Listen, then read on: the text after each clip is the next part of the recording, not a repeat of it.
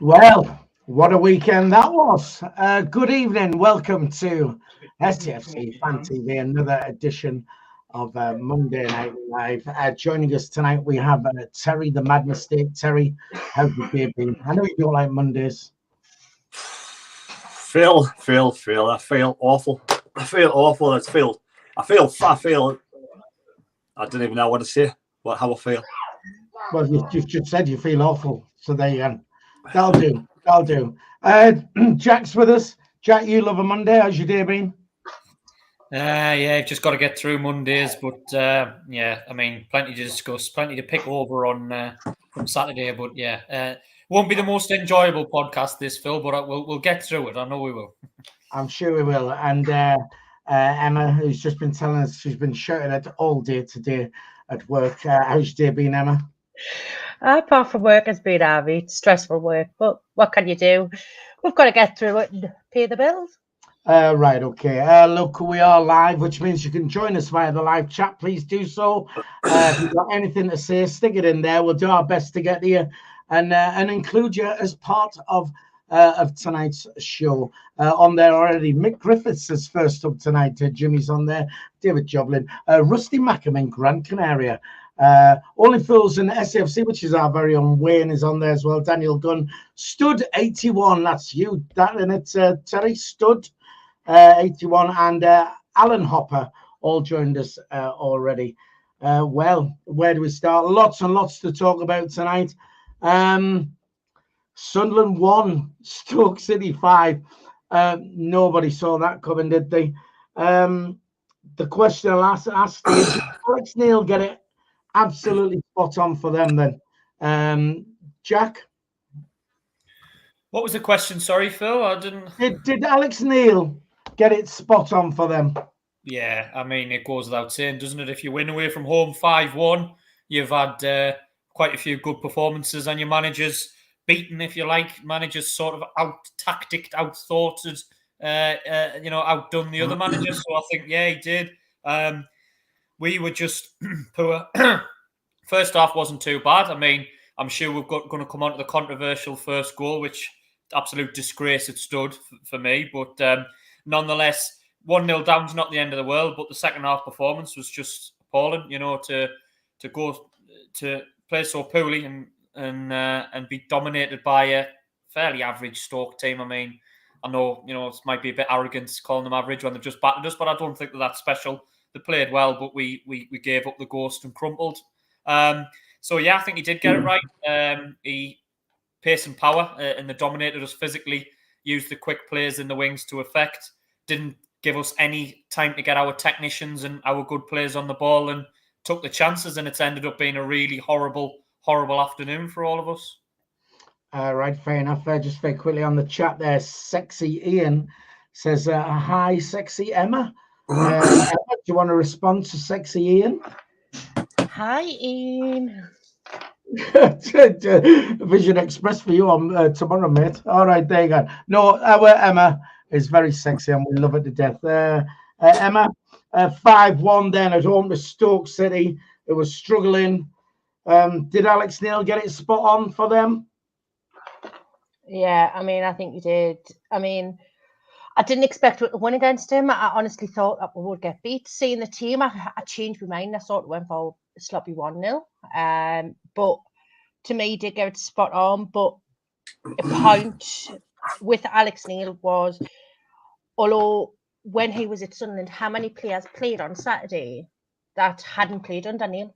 So that Neil didn't know, if you like, didn't know how to train. So he knew how them players would potentially play.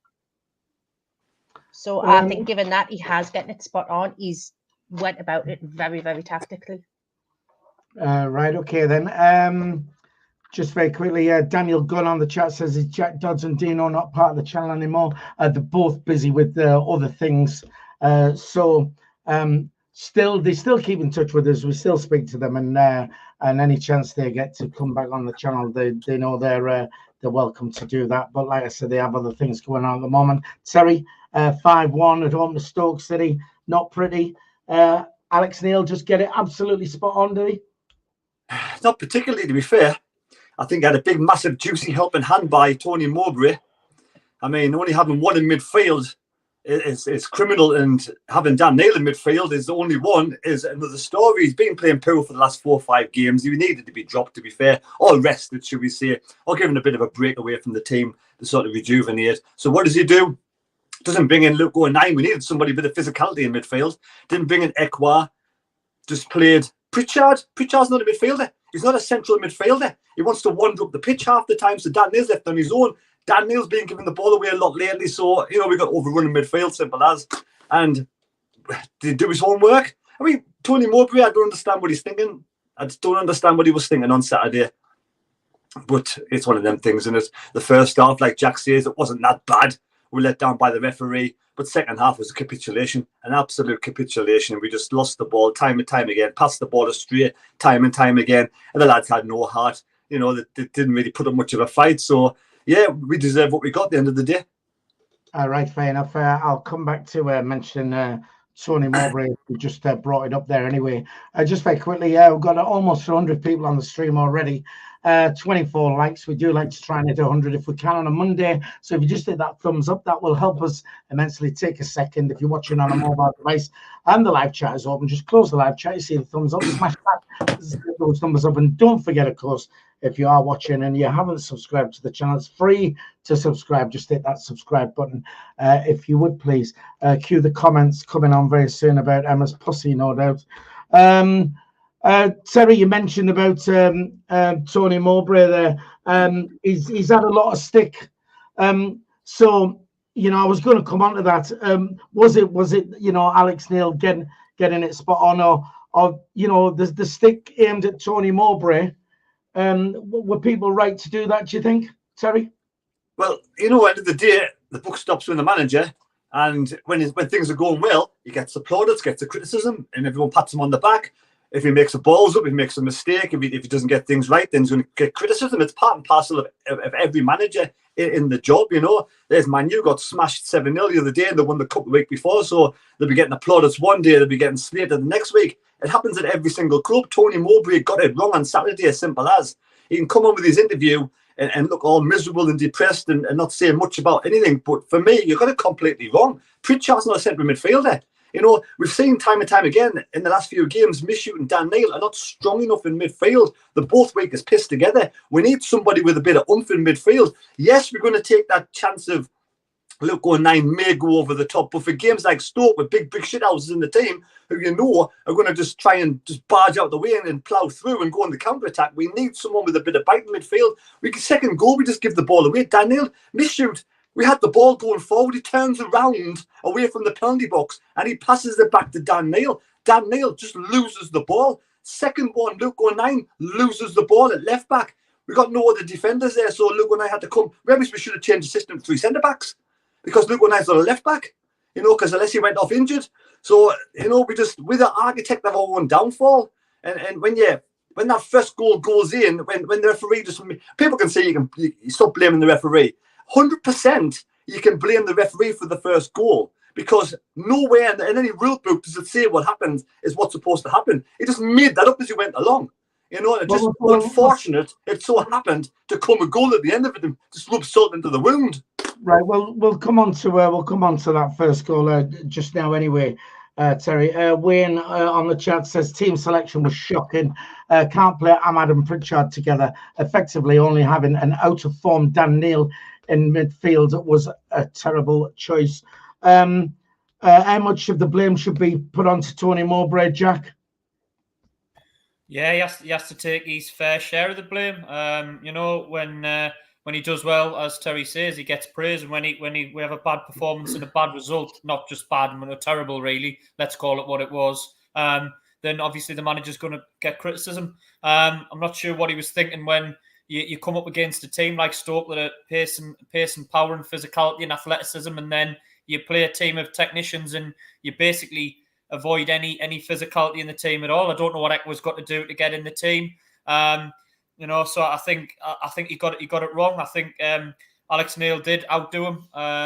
He might not have done anything special, but obviously targeted the weak areas. You know, that they got down the wings at the right time. They attacked, they counter-attacked, and they forced certain mistakes. But I think it's a Sunderland team now that's looking like we're sort of running out of ideas, and I hope that the season doesn't tail off, because we look like we're drifting a little bit here, don't we? Do you know what I mean? We've got players that are out of form. We're probably going to be comfortable in the league, but we're nowhere near we're further and further away from the playoffs. And I think long term, it is a bit of a reality check for us, because I think all this talk of, we're going to get automatic, so we're going to get the playoffs. I've said it all along. I don't think we're good enough. I'm sorry, but I might be a bit negative way of looking at it. I don't think we are good enough for where we want to be. It's going to take time, obviously, but I think the last few results is a big reality check. And in terms of the squad that we've got, we've built a squad that's primarily technical players, and that's great when you're coming up against a game where you're going to have a lot of the ball. When you're coming up against someone who offers something different, we don't have an answer, do we? We're far too one-dimensional with the way we're playing. Not helped by the fact Ross Stewart's injured, obviously, but that's where the good teams, get the results, because when it's going wrong, you have another option. You know what I mean? You have another way to play. We don't. You know what I mean? It's like, well, if teams have worked us out, it's like, well, that's it. We can't win the game, and that's a massive worry for us going forward. Right, okay, just very quickly back to the chat then. Michael McDonough says the problem now is teams have sussed us out. We need to change it around, fetch in Bennett, Ekwa, Lahaji into the starting lineup, mix it up. Fed Lad is basically saying the same. It's not about Neil doing his homework. Every opposition manager has worked out to play against us now. Tony Leon there agrees with you, Terry. Glyn Jones says it looked like Mowbray was desperately trying to fit Pritchard into the team. Paul Heron says, I'm not defending Tony Mowbray, but I don't think he really has the option with our wafer-thin squad and injuries. Emma,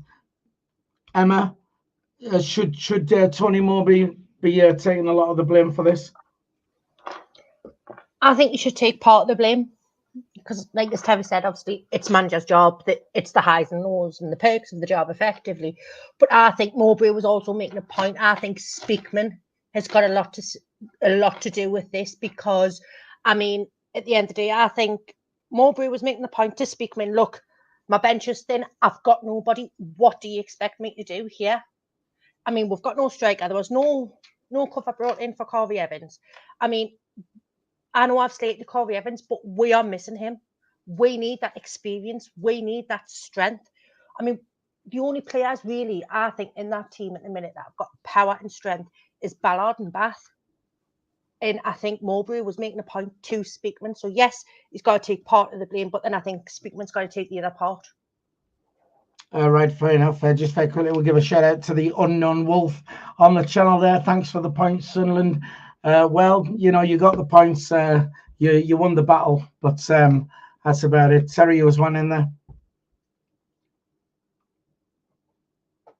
Terry, it'd be good if you might do it every week. Sake, man.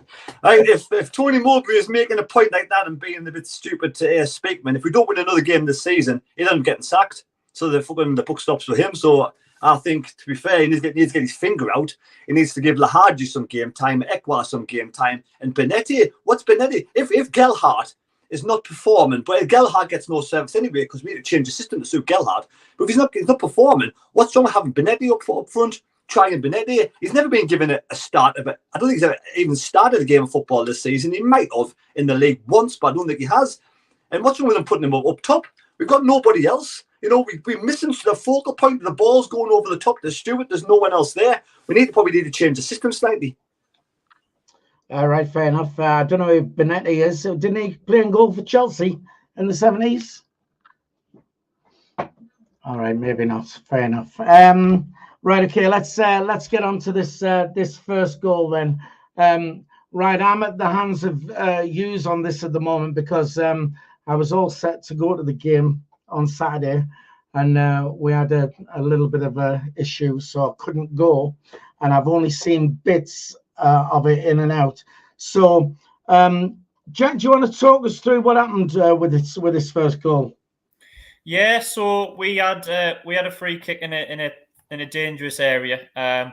We put the ball into the box.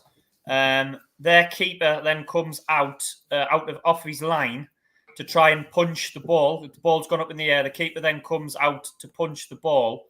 and it looks like he sort of clobbers one of their players. He also clobbers one of our players, takes out one of our players, but then the ball goes back into our possession. So he punches the ball goes back into our possession, back deep in their half. Their player then goes down. Bear in mind, though, that we have the ball. The ball's given to Sunderland. We're in possession of the ball. It's their player that's gone down. Okay. Referee then decides to stop the game. Okay, fair enough. But keep in mind that we had possession of the ball at that time. Referee then decides to give them, looks like a drop ball or a restart and play. Makes no attempt to try and get the Stoke player to give Sunderland the ball back. Now, one or two have said it's not in the rules for him to give that back. It's sportsmanship if he doesn't. If he doesn't, I don't know if it is or if it isn't. But really, the referee should be encouraging him to give the ball back. The player that went off the pitch, the player that was injured, went off the pitch, stopped the game and was stood on the right-hand side of the edge of the box on the right-hand touchline. The goalkeeper then not only doesn't give us the ball back, plays the ball to the full-back, who's just allowed to come back onto the pitch with no kind of referee saying he can or anything, just waltzes up the pitch, sort of nearly at the halfway line, and then they have an overload on the right-hand side. They play it up all the way up to the edge of the box, and the lad smashes it in. And I'm not defending the Sunderland defending because it was pretty poor. Let's not make any mistake about it. But it was an absolutely shambolic decision from the referee. He made 2 or 3 errors. In that one kind of move for the goal. I've never seen anything like it in all my life. Right, okay. Malcolm Thorpe says on the chat, don't blame the ref for the first goal. The rules and etiquette are simple. Rather than 2 players lashing out to get, a drop ball, the ref give a bounce ball. Sunderland allowed the initiative and allowed... Terry, the ball's in our possession. The player stopped. The referee should give the ball to us where the ball was before the player was stopped. Simple as. Never mind etiquette. Never mind giving the ball to fucking Stoke City. The ball was at our feet at the edge of the box. It should have been dropped to us. Simple as. Nothing to do. Nowhere near should have been given to Stoke. I don't know where the referee comes up with this fucking shite. Right. So the referee to blame for the first goal without a doubt, then, Terry. Yes. 100%. Apart from, obviously, our players switched off because what was going on was farcical, which they should never switch off, fair enough, and they scored. But that goal should never have stood in the first place because you'd never get in that situation. If we had the ball and we lost it, then they scored, fair enough. Right, so, but it's happened. I'll bring you in a sec, Emma, because I know you want in there. Right, okay, so it's happened. Can't be reversed. That's how it is. You know, what do you think can be done now to stop something like this happening? Obviously, you know, the ref has got it wrong, right? And is at fault. You know, that goal shouldn't have stood. So what could we do? What could you know the Football League do now to put in place that these sort of things don't happen again? Does the ref get punished and demoted to a lower league? If anybody's remotely interested, which I don't think anybody is, right? If anybody was remotely interested, they'd have a good talking to the referee. They send a little memo out to all the referees and say, look at this goal. This goal should never happen in the first place. If it's a drop ball, give it to the team that should have had the ball in the first place. Don't let mistakes like this happen again. Simple as. Or change the rules where if it is given to the keeper because it's too close to their goal, keeper's got to pass it back to one of our players down our end and restart the play. Or even the referee gives it to our goalkeeper and we restart the play. So long as they don't have the ball because they didn't have the ball in the first place. Right, okay. Emma, you was one in there. Yeah, just on the back of that, what I want to know, okay, is why when Mowbray went up to the ref at half-time to ask him very calmly, if I remember rightly, about that goal, did he get a yellow card? There's no consistency with these referees. To me, Tony Mowbray was just questioning him. He wasn't angry. He wasn't, you know what I mean? So why the hell is there no consistency? Why are they just doing what they want, effectively? Right. Jack, you was one in there? Yeah, I mean, the restart was a shambles, but ignoring the fact that the Stoke keeper actually clatters into one of our players. Was it Danny Barth? He jumps out and punches him full square in the head. No penalty or anything. And then what I think happens is the Stoke player that's on the ground, he realises the ball's going goalwards and realises that Stoke were in a bit of trouble and suddenly pretends he's injured to get the game stopped. You look at that. If you look at it again, there the Stoke keeper comes and clears one of our players out. I think it was Danny Barth. I might be wrong. It might not have been, but I think it was Danny Barth. And then the Stoke player sort of has a look up, sees that they're in a bit of trouble, pretends he's injured to get the game stopped. So I mean, that's and the referee just restarts it and gives Stoke possession away from the dangerous area. It was an absolutely dreadful decision. What went on afterwards, we can't blame the ref for that because we defended it poorly, but there's no way Stoke should have been allowed to have an overload on the right-hand side and attacking our goal from when we had the ball. Absolutely ridiculous. All right, fair enough.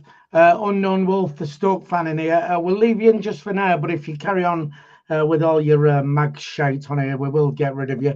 But he does say, to be fair, he blew the whistle when the ball was in the air after one of their players cleared the ball. So that's it from a Stoke point of view. Really, Bob Bass says, which was worse, losing 6-0 at Bolton last year, or being whooped 5-1 at home to Stoke. Shite ref again then, because I mean, you were on about we're on about that incident, but there was more than that. But surely we can't go on blaming these referees. I mean, we just I mean, we're still good. Or were we just really bad, Emma? We were really bad. Simple answer. There was no tempo. The players looked tired. Obviously, we've got no striker effectively, and we're lacking the experience. So we were just really, really bad in my eyes. Right. So you don't think so that good then, really? No. No, I just think we were. I can't even say what I want to say, Phil. But shit is what you're looking for. Shit is the word you're looking for, Emma. Right. Okay. Jack. I mean, we can't go on blaming these refs anyway. But was Stoke good, or were we just really bad? I think it was a bit of both. To be fair, Phil, I think we were poor. That's the poorest we've played by a mile this season. But I think you've got to look at the opposition, Stoke, and they exploited our weaknesses, didn't they? We were obviously short in the middle, as Terry's touched on. We were vulnerable down the sides. We were vulnerable to losing the second ball, and then Stoke building up the pitch, and they were clinical. To be fair to Stoke, every chance, every opportunity they got, they buried it, didn't they? Do you know what I mean? I mean, on another day, we don't concede 5. Stoke were a bit more wasteful, but I think you've got to give Stoke credit. We're obviously going to look at it from our perspective, and we were shocking, absolutely terrible. Several individuals, I thought, just give up the ghost a little bit, but I think that ultimately, Stoke, you've got to give Stoke credit that they played very well. Excellent away performance. Took every chance they got, clinical, dangerous up front, fairly solid at the back against a fairly weak Sunderland team. But you have to give Stoke credit. We're obviously going to look from our perspective, but they did play well. All right, just very quickly, Tony Lee on the chat says we were bullied throughout, men against boys. Where's that other one I was looking at? Somebody said about throwing the towel in, like, that's it. Glyn Jones, we threw the towel in like Man U did yesterday. Did you think that happened? I thought when we pulled the one goal back, I thought, oh well, could this turn it? Terry, we're still good. Were we really bad? And do you think we did throw the towel in? I think we were really bad, to be fair, and I think. Doesn't help with no focal point up front. I think taking Gelhardt off at half time, and the excuse was he was saving them from, I don't know what he was saving them from playing poor. I mean, he got no service. We got nobody up front. So what did we do? We take our only front player off and not bring on anybody else up there. We may as well put Bennett up there, to be fair. We may as well have him through the middle, because like having nobody up top and then having all the midfielders going backwards and forwards from midfield trying to run forward in the box and nobody getting in the box apart from our only goal. It's farcical, man. It's the situation we knew. And we knew, I think, once we knew Stuart Evans was gone for the season, we had a few days to get somebody in. They were content to stay in the Championship. They are content to stay in the Championship. They don't want to go out and spend money on players they think they don't need this season. So that's, for me, where it's sort of the season, that's where we sort of failed a little bit. But on Saturday, like I say, taking Gelhardt off, you may as well left the boy. We were 1-0 down at half-time. We weren't playing as bad as we were in the second half. But then we take Gelhardt off, unless he's obviously taken off because he's injured. We could have done something different. We could have put 3 centre-backs. But look, going 9-0, went 3 at the back instead and changed it around a little bit. but we didn't. He just played with nobody up front, and giving the ball away like Dan Neil did in the middle of the park, because he's the only midfielder there. I miss you came on as well, but he wasn't much better. He kept on passing the ball backwards and sideways. And then again, Luke going 9 left-hand side, overloaded and lost the ball. When you lose the ball, overrun. They knew what they were doing on the good counter-attacking style of football. Stoke have strong, like I say, men versus boys. And it was a completely bad day at office. It was probably the worst result at home for 50 years. We've got to take it on the chin. We've got to move on. Simple as. We've got to try and do something. Tony Mowbray's got to wake up tomorrow morning and try and do something different from the same old. Because if we keep on doing what we're doing the last 3 games, we'll not win another game this season. Right, okay. Just very quickly, the Unknown Wolf, the Stoke fan who's on here tonight's a second game. We've been clinical, to be fair. Something we've struggled for all season, and he reckons they'll get beat off Blackburn on Friday anyway because they've no consistency. Michael McDonough says Stoke came with a plan to catch us on the break and did it very well, and I agree we were bullied all over the pitch. Ryan McCormack says we're still getting playoffs, Philly. Well, let's put that to you then. Jack, to be fair, said last week the playoffs are long gone now anyway. Nothing to change your mind, Jack? Afraid not. Phil, it doesn't give us any satisfaction. I didn't think we would get hammered, I must admit, but I've said it all season. I just don't think we're quite up to the playoffs yet. I think that has to be the aim next season. I don't think we're far away. It's not like we're going to be 15 or 20 or 25 points away in 10 positions in the league. I think we'll probably be top half. And I think it's important just to look at this season overall. Yes, it's a bad result. Yes, it was a terrible performance. But I think as fans, we are a bit knee-jerk, aren't we? Do you know what I mean? If we win a couple of games with the best team in the league, if we lose a couple of games with the worst team in the league and everything's terrible, reality's probably somewhere in the middle. We've probably had a little bit better than average season. We've hit a bad run of form. How long have we said this, though, since before Christmas and November, and when we did these podcasts? We always said we were going to hit a bad run of form, weren't we? There was going to be some spell whereby we had a bad run. It would have been a massive surprise if we'd gone through this season and not had the run that we've had now. It hurts when you're losing the games like you're losing, but I think it's important to realise where we are. We're a newly promoted team. We're on the up. We are improving, and it's just going to take us time. I'm fairly okay with it. I'm not okay with the result, obviously, but as the season as a whole, you have to look at the bigger picture, and we're getting there. It might not be as quickly as some people like, but we are getting there. Right, okay. Just quickly back to the chat. The Casual Observer says everyone knew which way Stoke would play and what to expect. So surely it was common sense to play a 6'2" midfielder alongside 09 and Barr, who both would get stuck in. Well, like I say, it's been said on here anyway. Malcolm Thorpe says Tony Mowbray accepted defeat at half-time by taking Geldhard off. No forwards, no goals is what he says. Emma, is that it for the playoffs then? I mean, we are only 6 points off the playoffs. You know, it's not a million miles. Is that it for us now, Emma? The thing is, Phil, I can't really see us getting much from the next 4. I mean, we've got Norwich, Sheffield. Well, let me stop you there. Don't, because we are going to come on to that. So we'll ask you that in a bit. But playoffs. I mean, you've got to be optimistic, haven't you? Come on. I'm always one of these until it's not mathematically possible. I've always got that hope. And Emma, I don't want to make the playoffs. I really don't. Have you got a hotel booked for Wembley? I have. Right, so there you go. That answers my question then. So you still think it's possible there? Another person who's got his hotel booked for Wembley. The Mad Mistakes. We're only 6 points off the playoffs. Have they gone now, though, Terry? It's looking that way, isn't it? For me. No. It's not looking that way. I think it is with the form. I think Tony Mowbray's got to change up a little. I mean, Jack said a few weeks ago he didn't think we'd get in the playoffs. I thought we would do. We're playing decent football. Then all of a sudden we just lost the plot.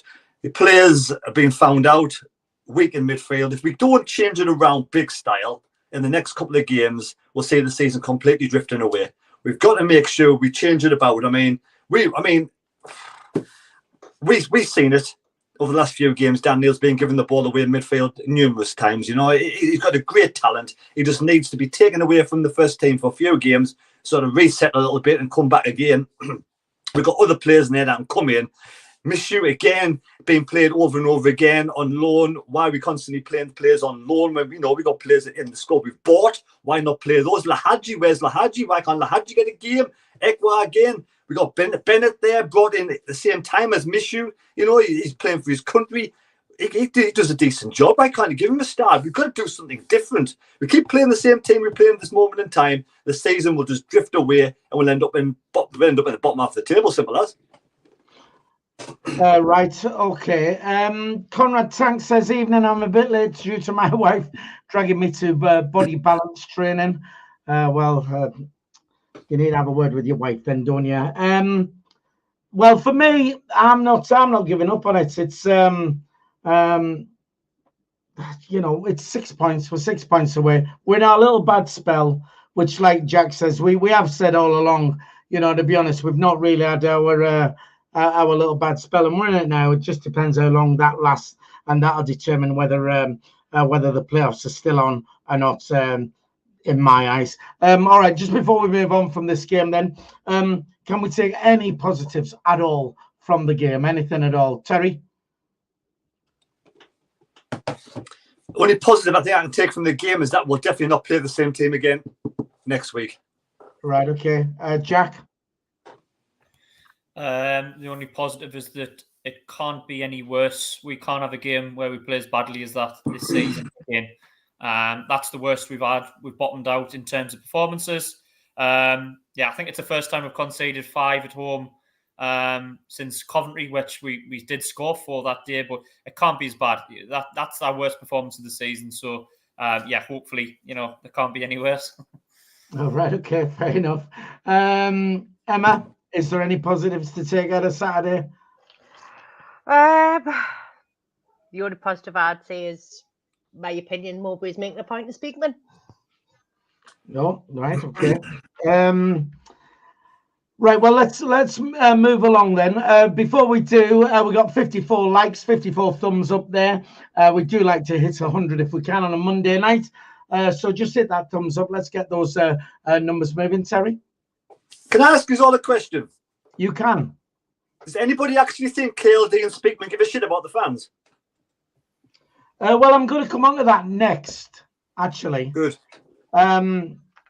Because there are other things I want to talk about Saturday. But one of the biggest, Malcolm Thorpe says positive was the Bovril was lovely at halftime, apparently. So there you go. One of the biggest talking points, what's come out now, is the digital season tickets. And there's a lot of people up in arms about this. This so-called caring club having basically a total disregard for. I'm not saying it's just the older fans, but they're probably in the majority. These people who don't necessarily have smartphones and things like that. So season tickets going digital. Go on, Terry, you was wanting in before I get on. I was going to say, let Emma start. She's got a really good point. Right, okay, go on then, Emma. You give us your view on this. Right, well, as far as I'm concerned, it's loaded. Right, basically. So, number one, I was reading that apparently it's going to be a case-by-case basis. It's what they said about this the Premier Concourse renewal thing. That's going to be case by case. But what's that case by case? Because on that, it actually says that if you haven't got a smartphone, you've got to download it to a friend's phone. So how the hell is that going to work? Okay, so that's my first point on it. The second one is they're saying that if you go down to the box office, they're going to charge you £10 for them doing your renewal. What about those people that cannot renew online? Okay, so as you know, Phil, my lad is autistic. Yeah, so I've got to take proof down to the box office to show that he's autistic every single season, and they've got to do my renewal.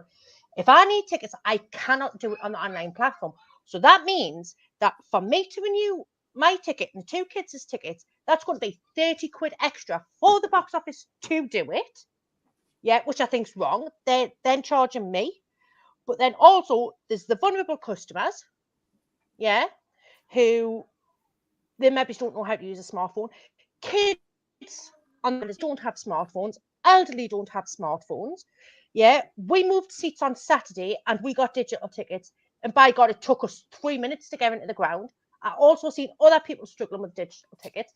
They're not taken into account for these fans because, like I say, some people have got no choice but to go to the box office to do it. So they're going to get charged for going to the box office to sort it out. And I just think it's an absolute joke. Right, okay. There's lots of different things going backwards and forwards, and I think a lot of it is getting muddied with different things being said. Because I mean, I saw on social media today somebody said, "Oh well, if you haven't got a smartphone, you can pay a tenner, and then you can keep your card." No, you can't. The cards are being wiped out now. I don't know if the £10 thing is you get a print off of your. It's all very confusing at the moment. But what I want to put to you, right, is we have to, as a club, we have to move with the times, right? And this is the way this is the way it's going. You know, end of now. Things like, right, okay, I'll come to you just now, Terry. CONRAD Tank says everything on the smartphone will equal surveillance, a la China, and all this shite what gets bandied about. And it was the same with the COVID jab or the putting a microchip on you. I don't think people realise that if you have a mobile phone, I don't want it's a tracker. If you have a mobile phone, you're basically being tracked anyway with your mobile phone. Terry, it's the way of the future anyway. But is it, Philly? Is it? Because I've spoken to fans from other Premier League clubs who have this digital system, and the elderly and vulnerable are allowed to use season cards still. So there's no reason to get rid of the season card for everybody, full stop. Right, fair enough. And what I'm trying to say, I'm not saying, see, where the club are going wrong here, this system should be phased in. And it's exactly the same as the no cash system. They just, right, this is it, you know, no cash, and that was it. And they should phase it in, dead right. You know, I mean, not only the elderly, or a lot of the elderly who don't have a smartphone, right, this system of a digital season ticket is not available to them. But forget the elderly. Just think of every single supporter who goes, right? What if your battery dies? What happens if your battery dies on your phone? What happens then? This is not an elderly thing. You know, this is somebody who's got a smartphone, who's tech savvy. They know exactly how it works, but my battery's gone dead. Do they miss that match then? You know, all these things need to come out and explain what happens with that. Jack, are you for or against this digital season ticket thing?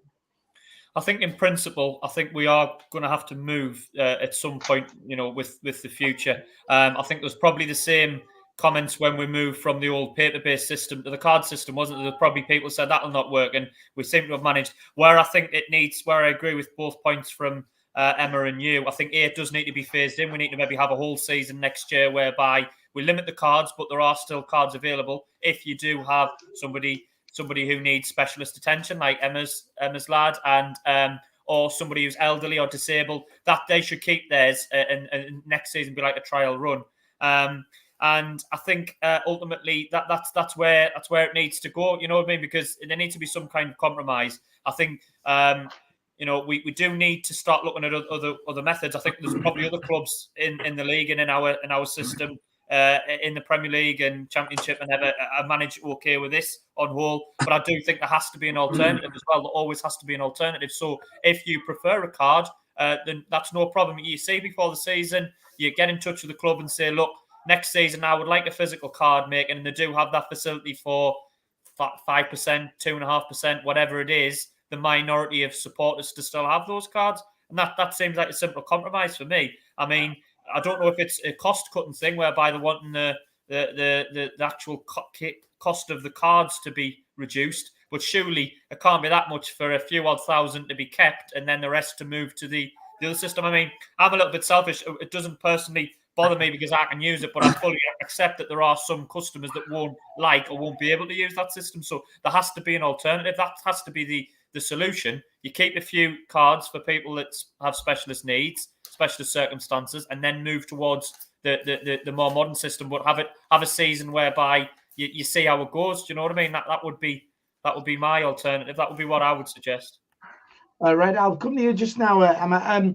I agree with what you're saying, Jack. I mean, it's not an issue to me. This doesn't matter to me. I mean, I can, I've got the capability to do all that anyway. But I don't see the difference. If this is a cost-cutting exercise where they don't then have to pay to produce these season cards again, right?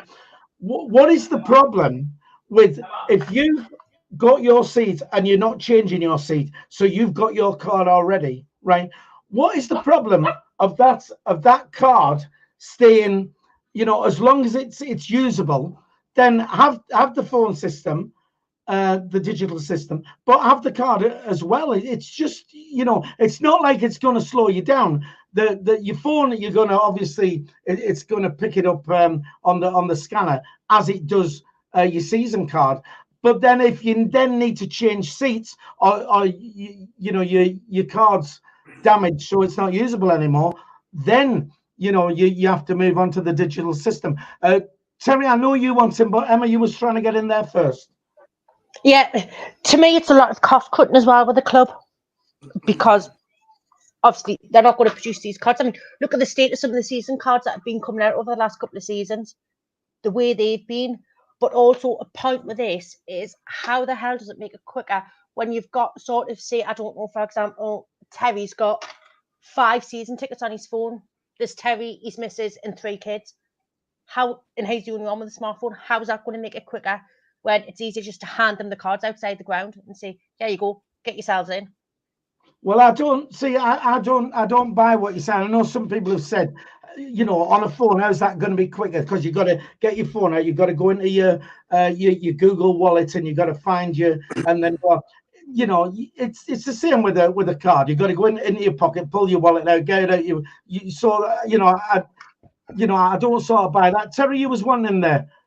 Yeah, I mean, there's got to be some consultation between the club and the fan base to actually tell them exactly what's going on. Because at the moment, it's just saying we're all going digital and that's it, full stop. I've spoken to Everton fan. Everton fan says that the elderly can pay an extra £5 and keep a card, because a lot of people don't have phones. I've spoken to about 10 people over the last few days who don't have the iPhone or the mobile phones to use to get into the ground, and they're not going to renew their season card. They're not going back to the stadium like next season. One that's been going since the 50s. He's not going to go back because he hasn't got a mobile phone. Simple as. I was showing people inside the ground who only had these little block phones that don't do all this what we do on here, and they're going to struggle next season. I know 2 people in the 70s. My mum and my dad don't have mobile phones like we have now, access to get season cards. So if they went to the stadium, they would not be going back next season. They're going to lose a lot of customers next season that don't give a shit about the elderly. This needs clarification ASAP, simple as. Other clubs in the Premier League are sort of catering for the elderly as well as going digital. So we need clarification from the club. What is going on? Yeah, I think the easy solution to this, and it would be great if the club were listening, not that they'd take any sense, right?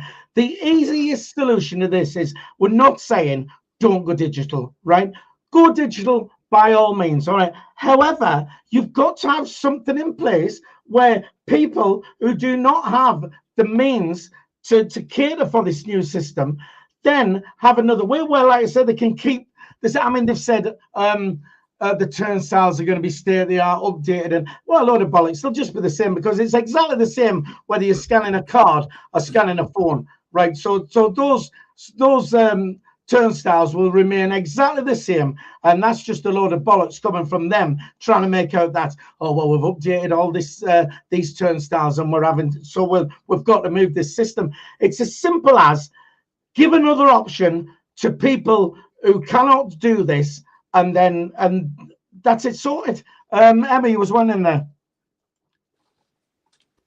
Yeah, what I want to know is, why are they doing this now? Because there's been fans getting digital tickets for what, 3-4 seasons now, potentially. So why all of a sudden are they deciding to do it for next season? Why can't it be gradual, like what Jack was saying? Well, yeah, it does. It needs to be phased in. I mean, even if they're not going to cater for those who haven't got the means to do it, then at least phase it in. Jack? Yeah, I'm just reading. These aren't my words, by the way, before I read this, before people give me some stick. These are the words from SAFC.com on the official statement 3 or 4 days ago. What they're saying is, a digital season ticket is the safest, most convenient and flexible way to receive your match ticket while increasing security and protection against fraud. So that's the official line from the club. Whether or not they're thinking that someone's going to be trying to copy season tickets or not, or whether or not they're thinking that it's not safe to be carrying them around or something, or in case you lose one or something, I don't know. But that's the club's kind of stance on it. In case people are thinking, well, why do they need to do it and why now? That's what they're saying. I'm going to start a couple other reasons as well. I know fine well one of the reasons will be is that a lot of people, probably just over the ages of 18 or over the ages of 18, are using under 16 cards to get into the ground sometimes. It happens all the time.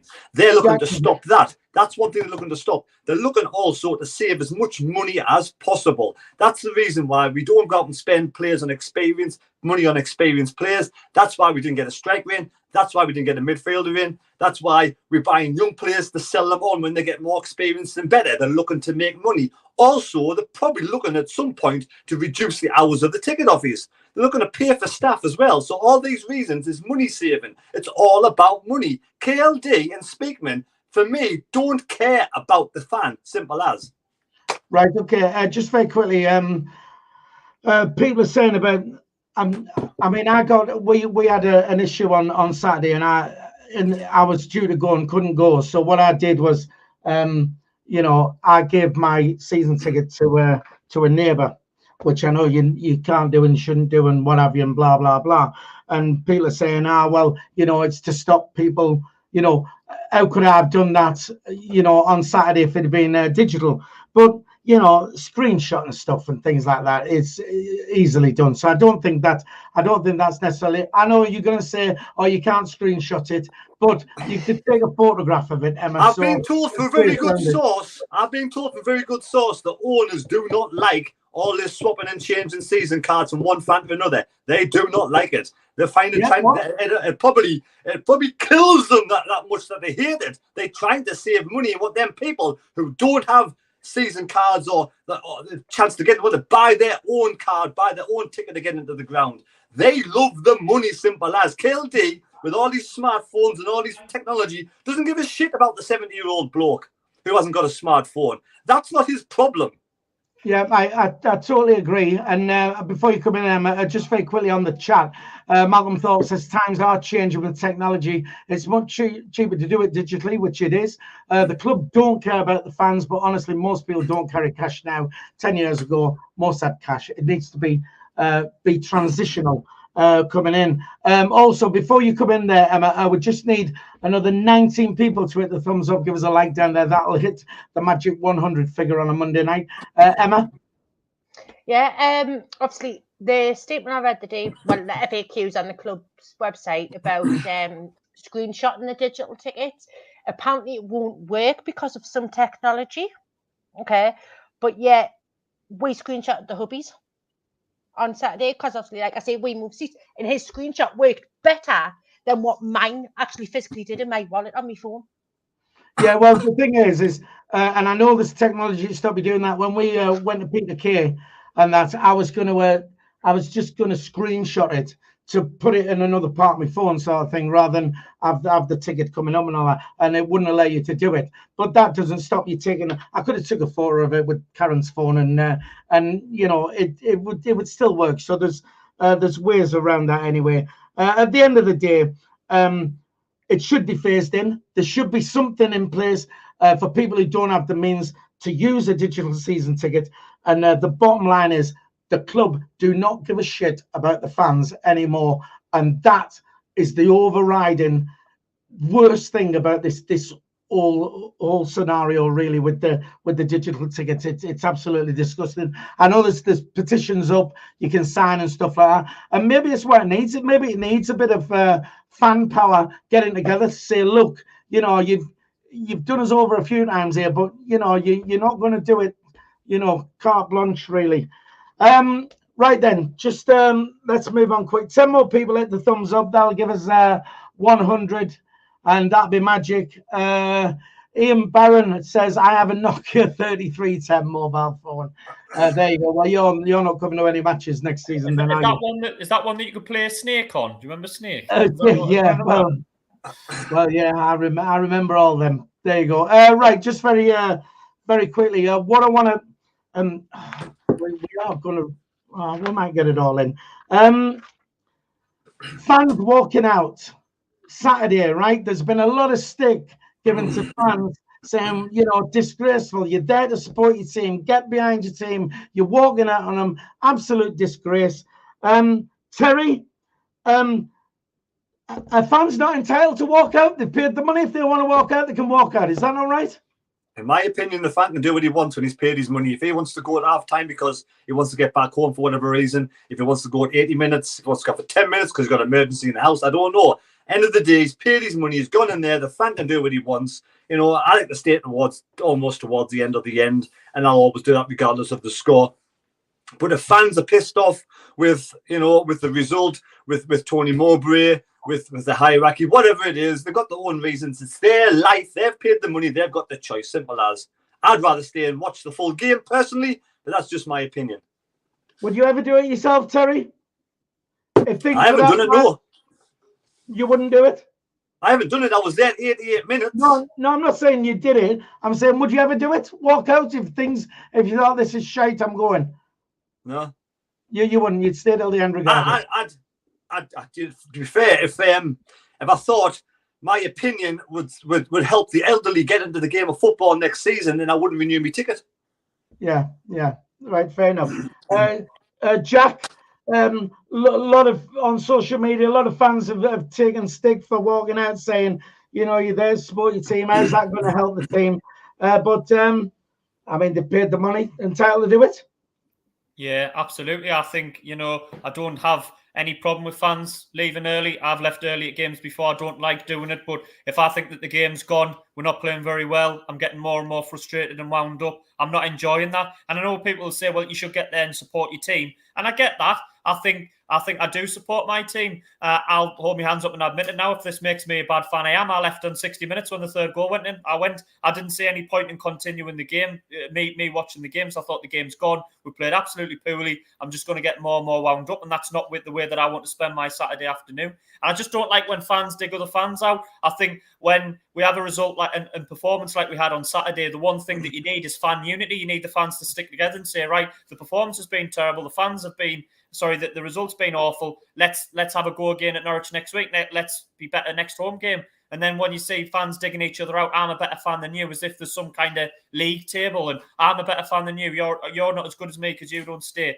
Yeah, I left at 60 minutes. I've been to 15 away games this season. Do you know what I mean? I was going to football games a few weeks after I come out of hospital with surgery. You know what I mean? I've taken days off work to travel down. Do you know what I mean? I love Sunderland. I love my club. I back my knowledge and my experience against any Sunderland fan, anyone out there. If anyone wants to challenge me, have a go at me. Yeah, I did leave at 60 minutes.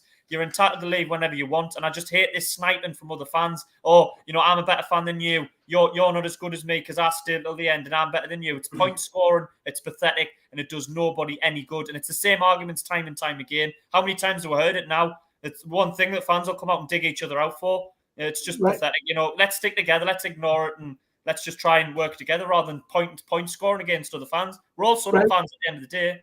Right, well, what else? I'll bring you in just now, Terry, but leaving on 60 minutes, I'll say you're a plastic fan, part-time supporter. Terrible, Jack. Terry. Yeah, I've got good friends who left after 3-0, the same as Jack. At the end of the day, I was with them on the bus going back home. I couldn't give a shit. It's their prerogative, what they want to do. It's their life. You know, I can't decide what they want to do. I stayed at the game. I was doing the vlog. I wanted to watch the full game. Might have been a comeback. Clearly there wasn't. Again, Jack and the rest of them, they can do what they want. It's their life. Right, okay. Just very quickly, Steve, what's your Steve, friend of the show, Danny, says you have the freedom to vote with your feet. Michael McDonough says, is it not better the fans show their disappointment with the team by walking rather than booing the players off? Emma, entitled to walk with the feet. What were your thoughts on it? People walking out early? They've paid their money, do what they want. As far as I'm concerned, it's better to walk out than things turn nasty, because there was trouble anyway. You know what I mean? With things being thrown again. We'll make a point of that. Things being thrown from the away fans again, but that's another fact. But then there was home fans as well. But they paid their money. They can walk out if they want. I mean, I've done it before. I've walked out of a couple of games in the past because, like Jack said, the game's gone. So what's the point? We're just going to get more angry and annoyed, and it's going to turn ugly.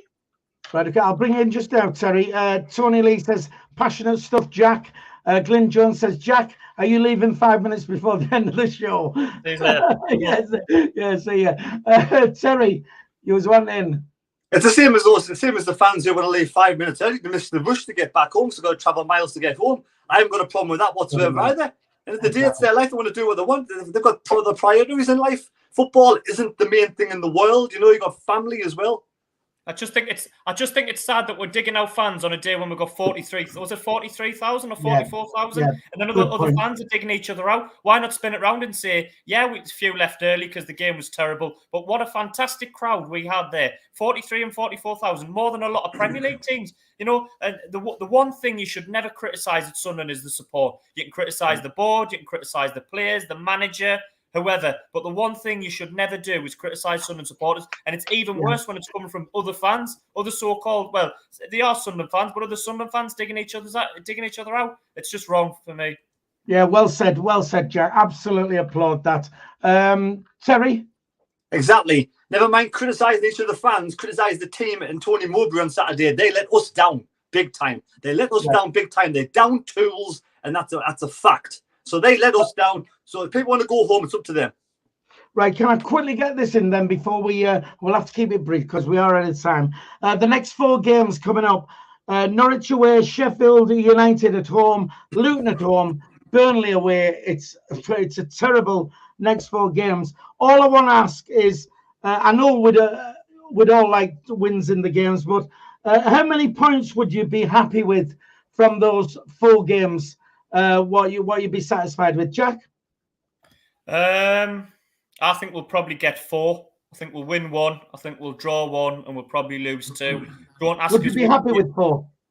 I think I wouldn't be happy. I'd be satisfied. I think that would be satisfying. I mean, ideally, I would say I want 12. You know what I mean?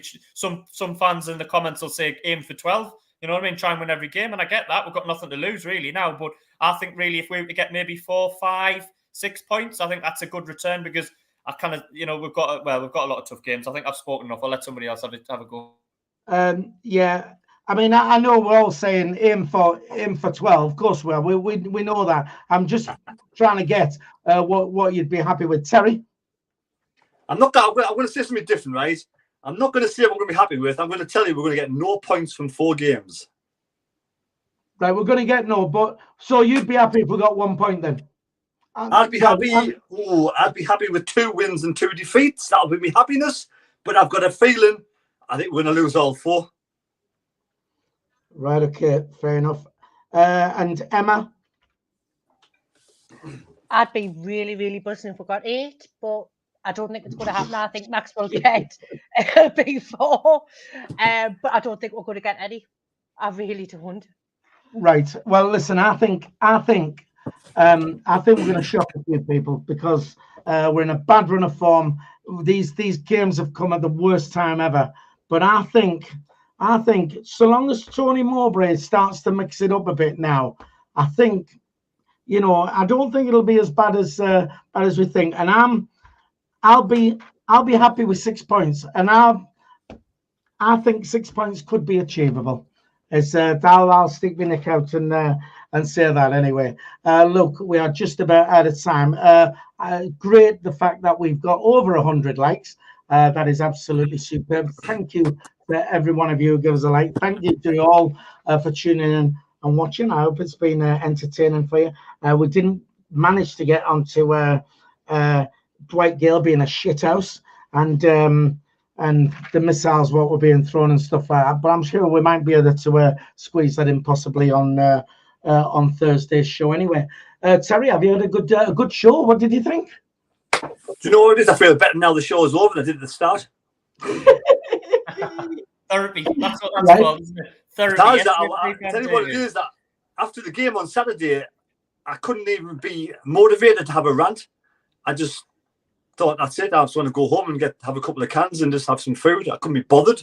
I couldn't be bothered to have a rant. You're so happy at half time, and I saw you as well, Terry. High fives, and you had a smile. Did you buy the pint? Yeah, I saw. Oh, we didn't. I didn't get a pint bought off, and we just saw each other in passing. It was inside the ground. I couldn't get him. A pint was in the ground. Right, okay then. And well, Terry, just say bye to everybody while you're on there. Goodbye, everybody. There you go. Emma, you enjoyed the show? It's been a good night. Lots of talking points. Good to have you back on. Just say bye to everybody, would you? Bye, everybody. Have fun. And Jack, would you like to sign off in your normal way as you do? Yeah, apologies if I got a little bit ranty. It sticks in my throat, that particular issue. So sorry if people were a bit wound up by me ranting. But keep the faith. Let's just remember, it's not all doom and gloom. There's another game on Sunday. Keep the faith. See you later, lads and lasses. He's wanting the last word. Yeah, Terry wants the last word. Nobody was upset with Jack. Everybody loves Jack.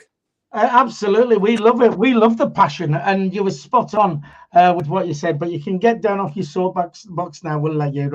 Anyway, listen. Thanks for tuning in. Been a great show. Really enjoyed it. Don't forget, please, to like, share, and subscribe if you would. It's free to subscribe. And if you are a member of our channel, you will see your name in the credits as they scroll up the screen at the end. Thanks for tuning in. We'll see you soon. Thanks a lot. Bye bye.